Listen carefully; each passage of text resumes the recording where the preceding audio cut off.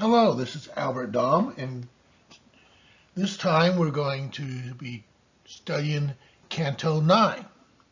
But before we do that, I want to draw your attention to a serious problem here in the United States, and that is the paucity of states that allow you to own a kangaroo. You can see there's only 3 states in green where you can do it without a permit, that being South Carolina, West Virginia, and Wisconsin.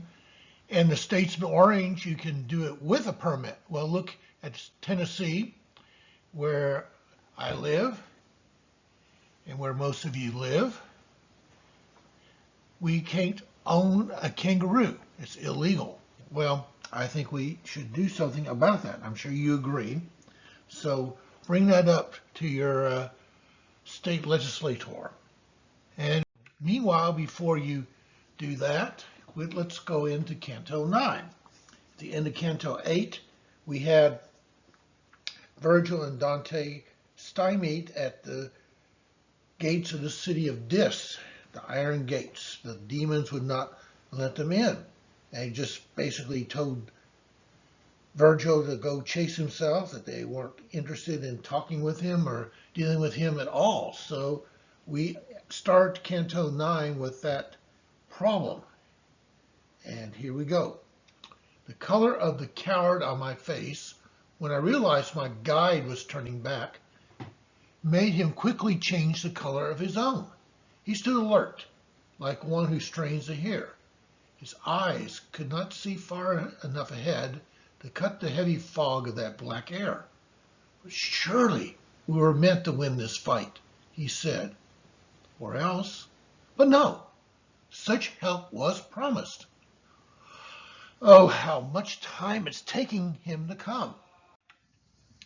Now let's look at these lines. Having stipulated a psychological chain reaction of emotion that generates emotion in verses 1 through 3, and a second tercet of Inferno 9, the narrator represents Virgil as standing alert, listening for some sign that help is on the way.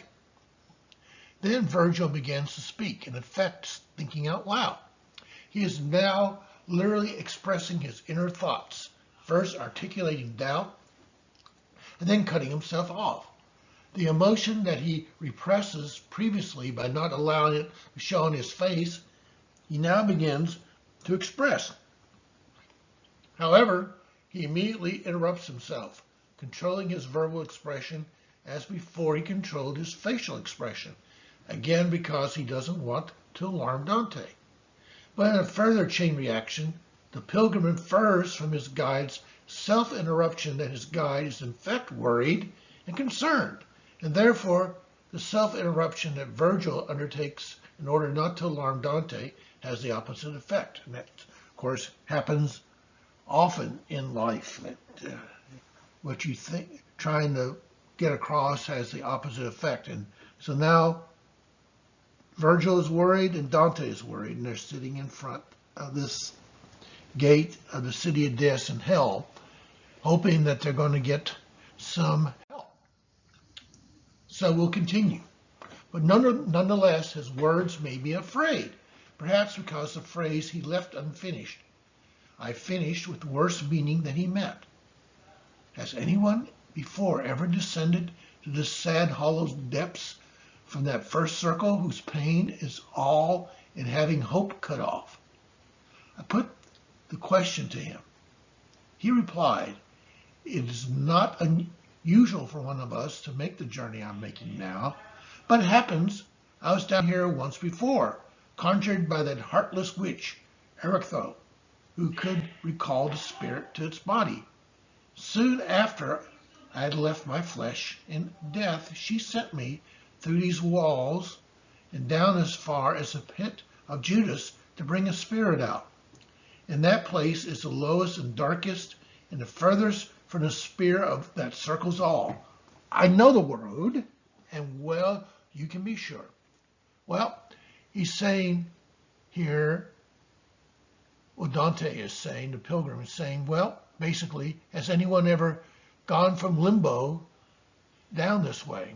And obviously the question is, well, Virgil, do you know what you're doing? Have you been here before? How do I know that you're going to be an expert enough to get us out of this mess? And then Virgil replies, well, yep, it's not usual, but sure enough, this witch conjured me to go all the way down to where, as far as the pit of Judas, to bring a spirit out.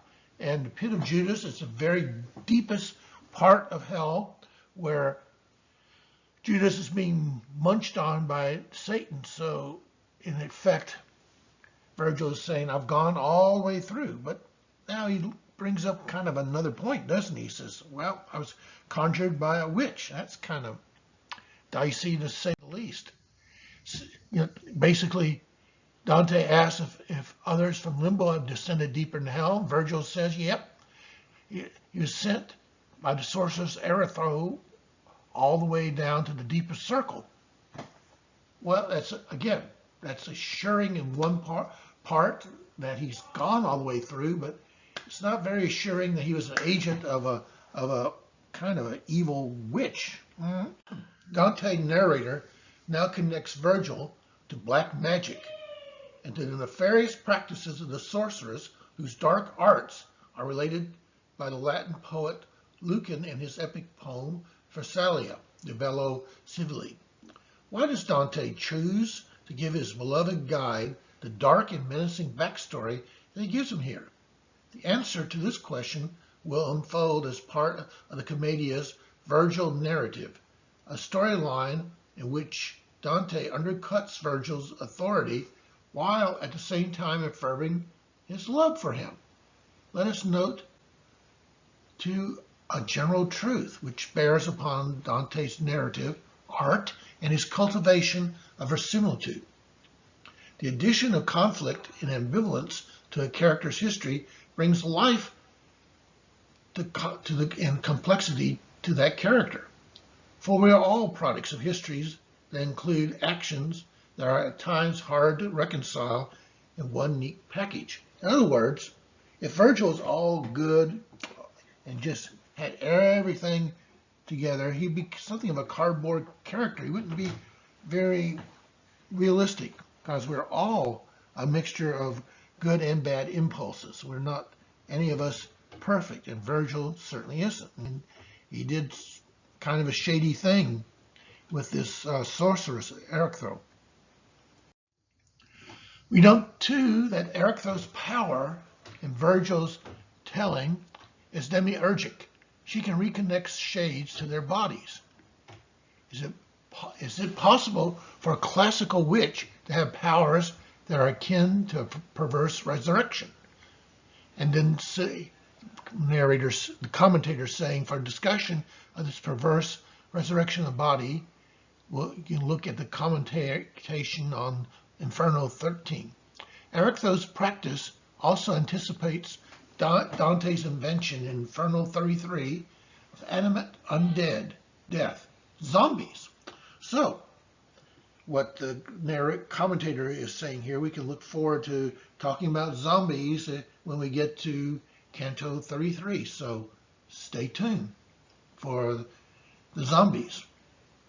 Noteworthy in the above description is Virgil's passivity, his susceptibility to compulsion.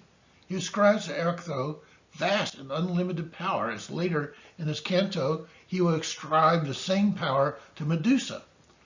Although intended to comfort, there is in fact nothing reassuring in the information that Virgil gives us about himself in this passage.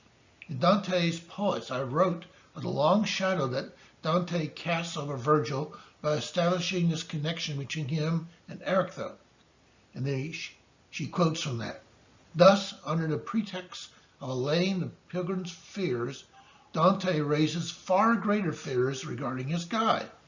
The astonishing invention here related, whereby the Thessian witch from Lucan's poem once deployed Virgil for one of her nefarious missions, casts a long and intentional shadow over the Roman poet.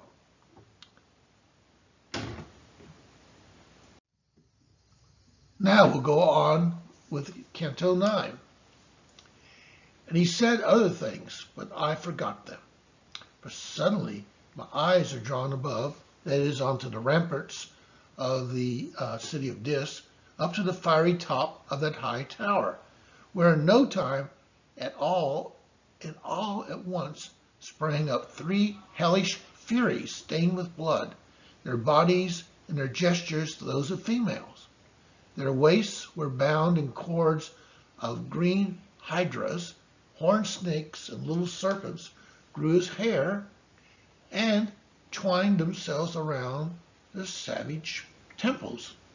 And he who had occasion to know well the handmaids of the queen of timeless woe cried out to me, "Look there, the fierce Erinyes." Well, we had the Furies, and basically they were spirits that were furious and attacked evildoers, and basically were symbols of remorse. Now we'll go with the commentation. In other words, this is a test of belief. If Dante fails to believe in the power to send him on this voyage, he will be petrified, paralyzed with fear and despair. There's also the question of what one believes in.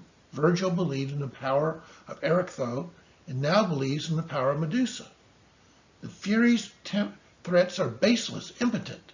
We should not be tempted to believe them. By the same token, we should not be tempted to believe in Medusa. And Medusa, they're going to bring out in a little bit, they're going to start screaming and say, "Bring out Medusa." In Inferno 2, Beatrice told Virgil about hell's inability to harm her. One ought to be afraid of only those things possessed of power to do us harm, of others not. There is no cause for fear. Consequently, we should never fear or suspense with respect to the ability of any creature in hell to harm the pilgrim who is sent on this journey by divine providence. The living textuality of the Commedia is such that the text works to make us feel fear or suspense, even though technically we should know that these feelings are without merit. This is an extraordinary testament to Dante's magisterial craft. He can write a story whose plot is completely overdetermined and yet find ways to generate suspense.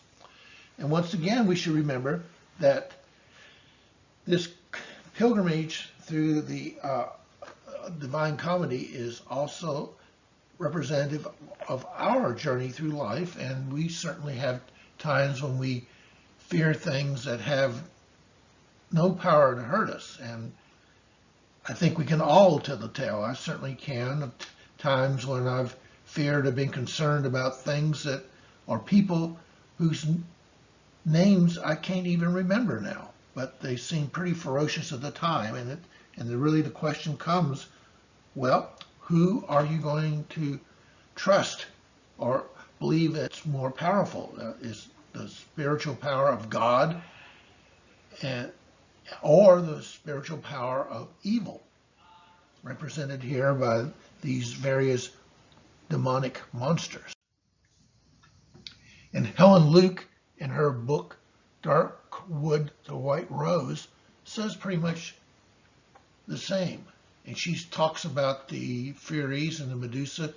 They're symbols of that deadly type of remorse which makes any true repentance impossible. For repentance means the abandonment of all self-pitying guilt feelings in order that we may turn and face the dark truth.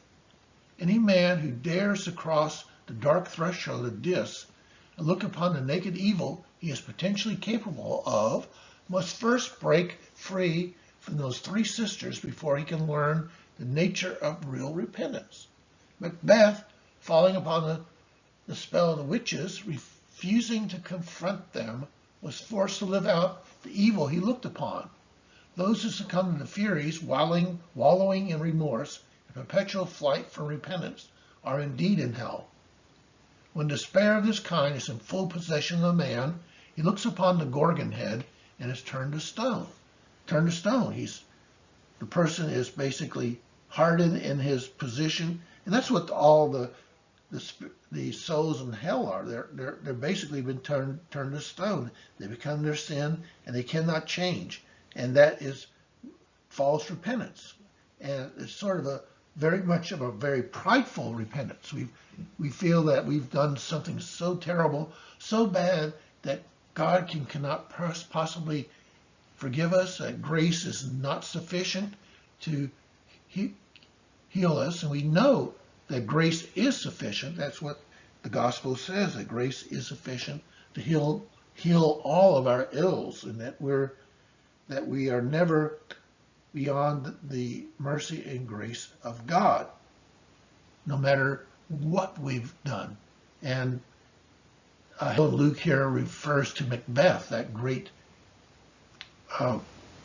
play of William Shakespeare, which he has Macbeth coming back from a victory with his friend Banquo and confronts the witches, and they basically give him the prophecy. He gets entwined with them, and they seduce him on and on into evil, and he's really given into evil, just like Dante is tempted to do. You know, the witches come up and prophesied he's going to be king. And basically, he comes up to him after the battle and is saying, when shall we meet again in fire, lightning, rain? When a hurly-burly's done, when the battle is lost and won, that will be ere the setting of the sun. Fair is foul, and foul is fair. Something like that, at any rate. So, let's continue. Virgil tells Dante not to look at the Medusa that the Furies are offering him. Don't give in to that despair. And this is the crisis point. You look at this guy.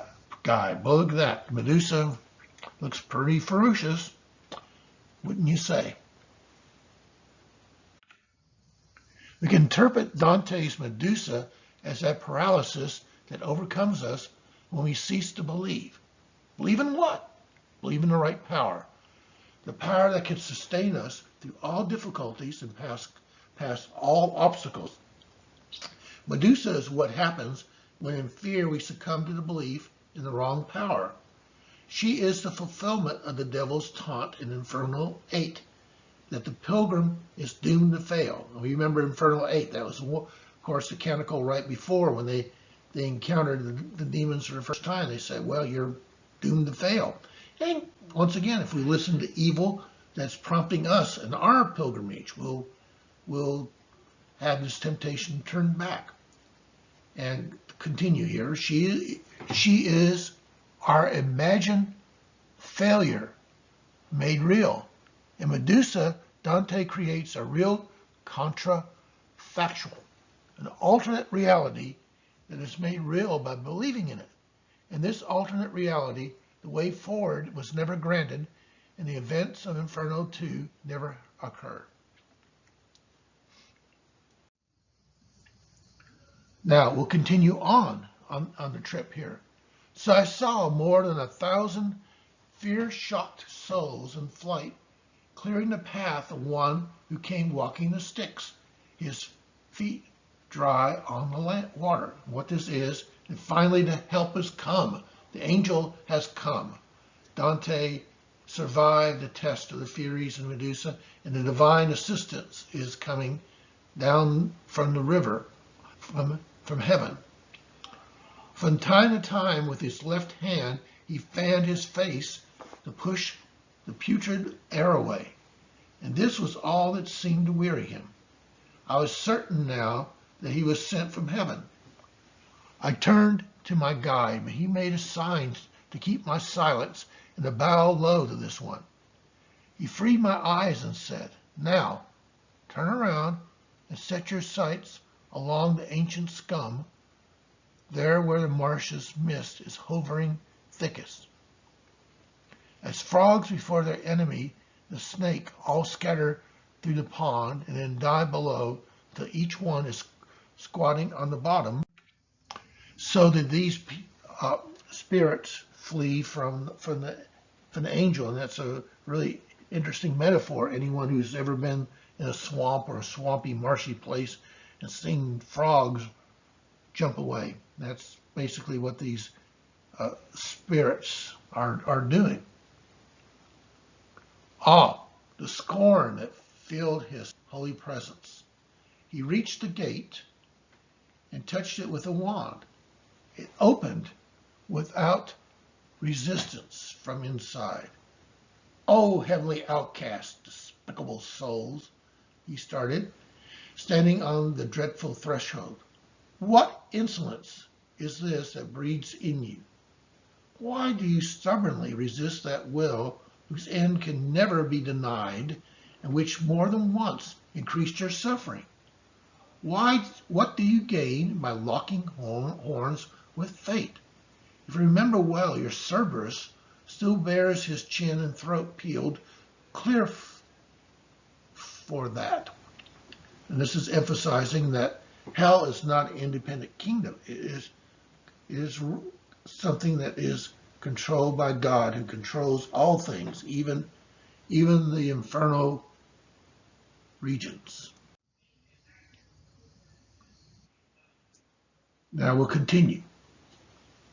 He turned then and retraced the squalid path without one word to us, and on his face the look of one concerned and spurred by things that were not those he found surrounding him. And then we started moving towards the city in the safety of the holy words pronounced. In other words, it just didn't take much for him to do this. He just has his mind on other more holy things. And apparently in the Italian, the word of the stick that he uses is a wand, is a little wand, not even a usual big one. He just doesn't really need that to get the job done. And we read in the commentary, the cleavage between the fear-based scenario and the faith-based scenario is absolute. The angel sent from heaven taps the gate of dis with his diminutive wand and opens it with the greatest ease. For this task, he does not need a verga, in other words, a big wand. A tiny wand is sufficient. And in his opening words to the infernal denizens, the heavenly messenger does not stop at rain from heaven, as in Inferno 8, line 83, but reminds them that they were cast out, literally hunted out of heaven.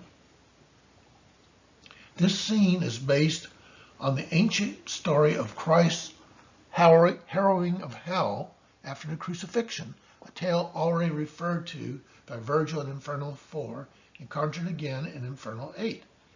The result of the messenger's arrival is that Dante and Virgil are able to enter the gates of Dis safely behind his holy words.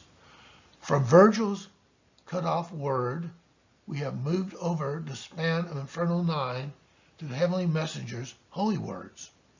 And I hope you do remember the harrowing of hell from the Canto 4, which was discussed in Limbo, where Jesus, after his crucifixion, went down to Limbo and to hell and preached there. And we recognize this occurrence in our creed.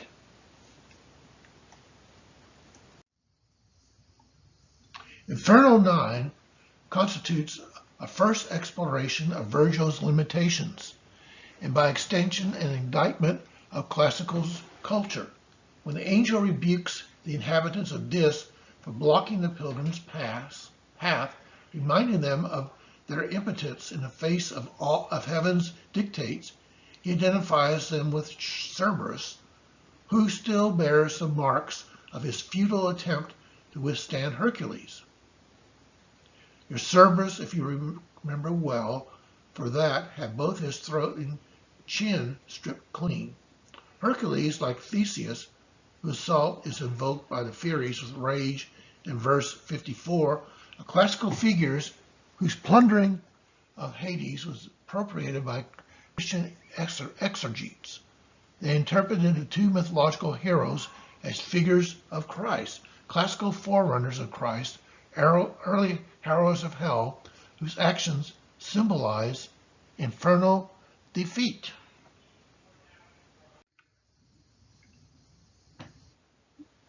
Now we continue, starting in Canto verse 112, as at Arles, where the Rhone turns to stagnant waters, or as at Pola near Quarnero's Gulf that closes Italy and bathes her confines, the sepulchres made all the land uneven. So they did here, strewn in all directions, except the graves here served a crueler purpose, for scattered everywhere among the tombs were flames that kept them glowing far more hot than any iron an artisan might use. Each tomb had its lid loose, pushed to one side, and from within came forth such fierce laments that I was sure inside were tortured souls.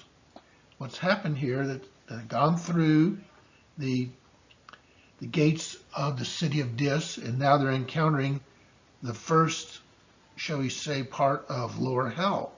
And this is the area of the heretics. And Dante is giving a, so to say, a word picture that his contemporaries understand well enough. It was an area where, as he describes, where the Rhone is stagnant and there's just sort of graves just scattered all over, more like sepulchres. We're not talking about so much the below ground graves as the elevated tombs that we will see in some older cemeteries.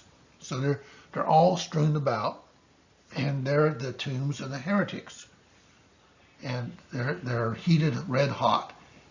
And as we'll see next canto, there's whole families of heretics in each of these tombs. And actually we'll find out now, won't we, at the end of this canto. And he replied, there lies arch heretics of every sect, with all their disciples, more than you think are packed within these tombs. Like heretics lie buried with their like, and the graves burn more or less accordingly. Then turning to the right, we moved ahead.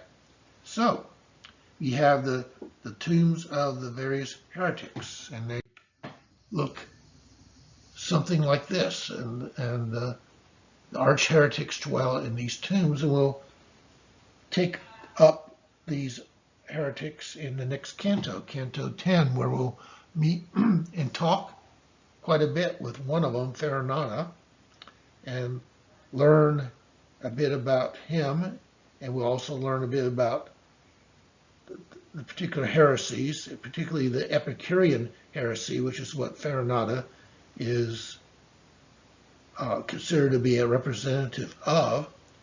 And so we'll meet all that in Canto, and I will look forward to meeting you then to talk about Canto 10 and the heretics.